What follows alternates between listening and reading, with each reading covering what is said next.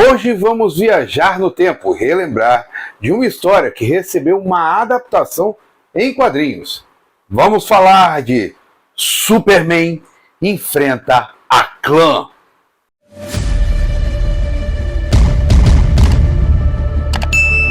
Fala, observadores!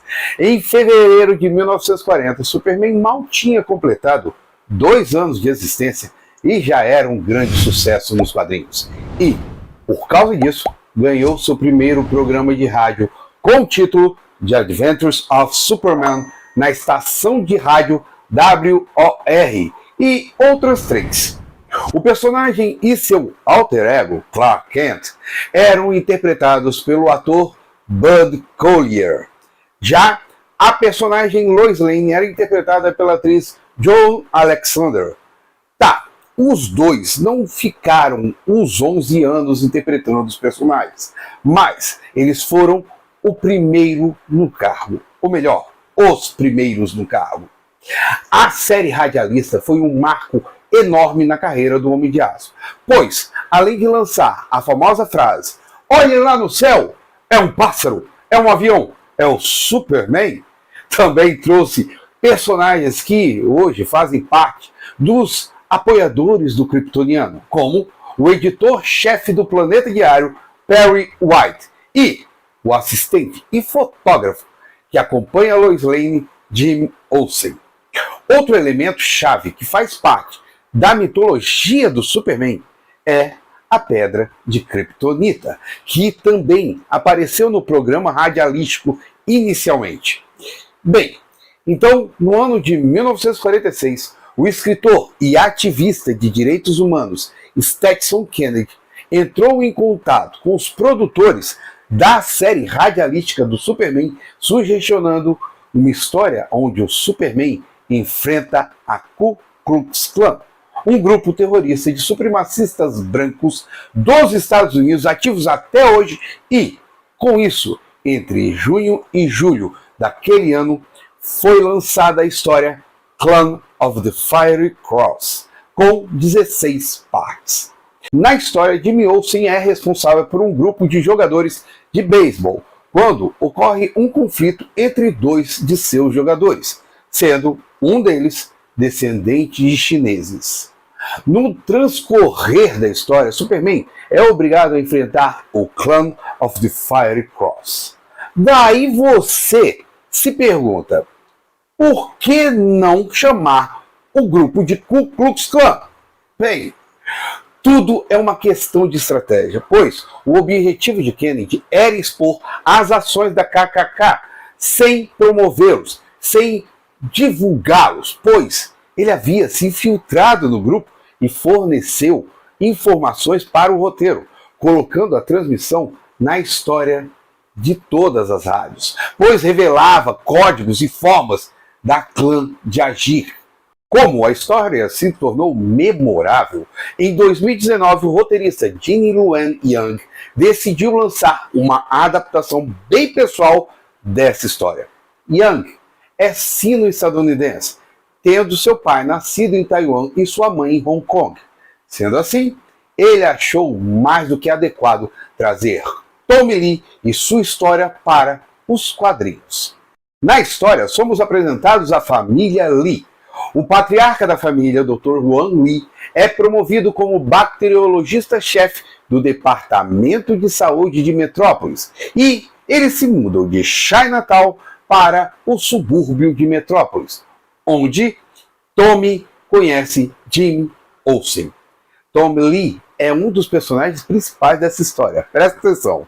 A história é narrada do ponto de vista da irmã de Tommy Lee, Roberta, que é uma jovem perceptiva.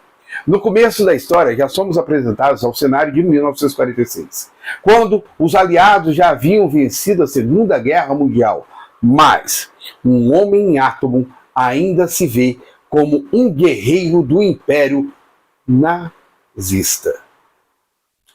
O Superman da história é o da Era de Ouro, e sendo assim, ele corria bem rápido e dava enormes saltos. Como diria a antiga frase, mais rápido que uma bala, mais poderoso que uma locomotiva, e capaz de dar saltos em prédios em um único pulo. O lance é que existe toda uma história por trás dessa frase, ou melhor, da forma do super-homem agir assim somente. A história em si é um tipo de retcon, nos reapresentando vários elementos do Homem de Aço, como se ele fosse um super-herói recente de Metrópolis. E, mesmo sendo conhecido pela população, ele se contém com suas ações constantemente. Bem, a mudança da família Lee os leva a vivenciar uma sociedade bem diferente da qual conviviam em Chinatown. E com isso, vemos os conflitos de ideia acontecendo constantemente. Dr. Wan Lee, como uma pessoa que já vivenciou e viu muita xenofobia com o seu povo, é mais retido e temeroso com suas ações, desejando continuar invisível, pois aceita a tudo sem questionar e, muitas vezes, buscando corrigir a sua própria esposa quando ela prefere falar a sua língua mater, o mandarim ou o chinês. Já Tommy Lee é um jovem em busca de aceitação, nem que para isso precise passar por cima de alguns dos valores dele. Ele tenta mostrar que tem valor através de suas ações e, quando as pessoas agem contra ele, ele é reativo. Já Lan-Xin Lee, que tem o nome mudado para Roberta Lee, pois o pai desejava aceitação, é a reação e intuição em si. Bem, aqui eu vou dar a minha parada básica, bem de praxe, para pedir a vocês que deixem o like aí, caso estejam gostando do vídeo, pois ajuda nos algoritmos do YouTube a mostrar se vocês estão gostando ou não. Se não gostarem, tudo bem, pode dar o dislike, fica pelo feedback. E se estão gostando, não esqueçam nunca de se inscrever aqui embaixo no canal e dar o peteleco na sinetinha para receber as comunicações dos vídeos que posto aqui. Seguindo, vamos lá.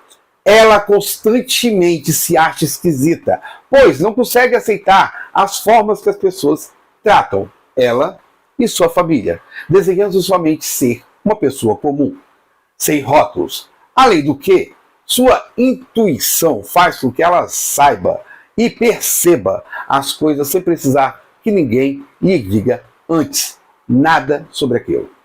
Ginny Wen Yang faz um paralelo da família Lee com o Superman, pois, como eu mencionei, Kal-El contém sua forma de agir, pois ações do passado fizeram refletir se ele deveria ser diferente dos demais. Sim, ele é diferente, como eu narrei. Ele faz coisas que humanos comuns não conseguiriam, mas, mesmo ciente que pode fazer mais, ele reprime suas capacidades, com medo de ser tratado como um alienígena.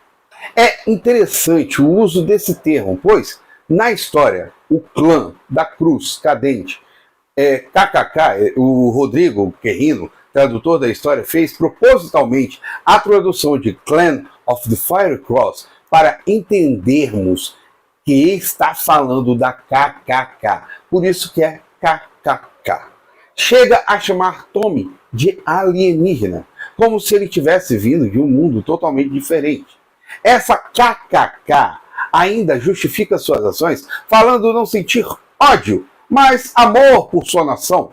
Só que usam termos pejorativos para se referir aos membros da família Lee, bem como tratar autoridades como o inspetor Henderson como uma pessoa inferior a eles, pois é negro.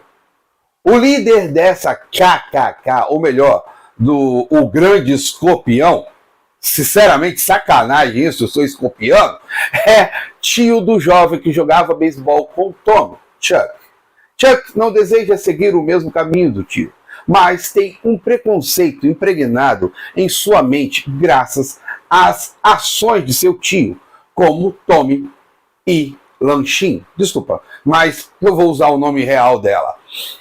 Percebemos que esse ódio é algo que vem desse preconceito, dessa ideia de que pessoas de nacionalidades diferentes tendem a ser inferiores aos estadunidenses e, por isso, devem ser descartados. A história segue por um ataque duplo da clã ao centro recreativo Um Só Horizonte, coordenado por um pastor, um padre e um rabino, parece até uma piada, e o Planeta Diário, onde sequestram Perry White, Lois Lane e o inspetor Henderson. Superman salva a todos, mas leva o time de Chuck a descobrir que a clã é uma fachada para que o grande potentato imperial arrecade em dinheiro e possa enfrentar o Superman. Quando o grande escorpião, sério, eu não gostei nada disso, toma conhecimento disso, se desespera e parte para um ataque final, sendo detido de forma quase ordenada pelo seu sobrinho Chuck, Superman e Lan-Shin. Por fim, Glenn Luen Yang faz um relato fantástico sobre como a segregação e o racismo funcionam nos Estados Unidos da América até os dias de hoje. Uma coisa perceptível é o quanto essa história de Yang e da dupla Guri-Hiro é atual e retrata um momento que vemos ocorrendo no país, nos Estados Unidos da América, onde nasceu o Superman. Assim, Guri-Hiro é uma dupla de desenhistas japoneses que fazem a belíssima ilustração dessa minissérie fantástica. Chifuyu Sasaki e Naoko Kawano fazem uma arte extremamente linda para essa história, com traços finos e limpos e tons que iluminam totalmente essa história. Você lê a história e percebe a influência dos mangás e dos animes, como se fosse uma animação em cada cena desenhada. Superman Esmaga Clã é mais que uma história de aventura de um dos maiores super-heróis do mundo. Ela traz uma luta social que vemos constantemente de pessoas que, assim, são rechaçadas e maltratadas porque parecem e têm culturas diferentes da nossa. A xenofobia e o racismo são aspectos infelizes da humanidade que nós precisamos lutar contra constantemente. Mesmo que familiares nos influenciem a pensar nos outros como diferentes ou que tentam ocupar um espaço nosso, nós precisamos e devemos lutar. Precisamos e devemos entender que não é bem assim. É necessário conhecermos aqueles que estão à nossa volta, de onde vieram, por que estão aqui, do que precisam, como podemos integrá-los e ajudá-los, pois uma sociedade somente cresce quando ajudamos a todos.